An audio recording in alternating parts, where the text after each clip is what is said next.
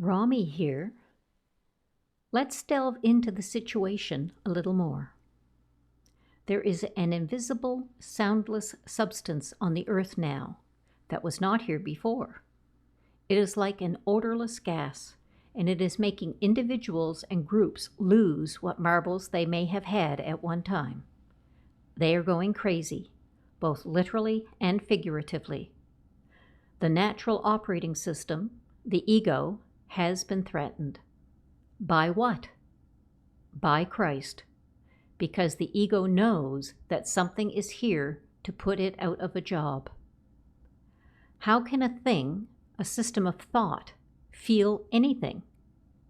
The answer is that the ego, as primitive as it is the very first example of AI, artificial intelligence.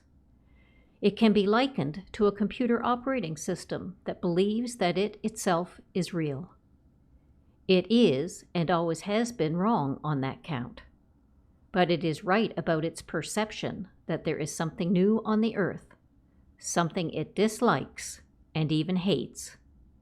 This is you. This is Christ. But the ego does not know this yet.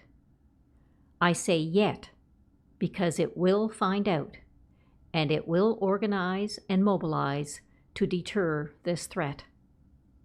The ego only knows the outright lies and distortions it has been taught and teaches about Jesus Christ. For those who believe these falsehoods, the idea that the second coming is already happening and that Jesus will now be coming out of the sky to solve everyone's problems is pure blasphemy.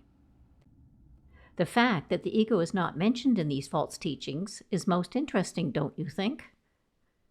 We have been monitoring events since we have had a small, even tiny, group of pioneers who would admit and commit to their own Christhood, their own divinity, and connection to God.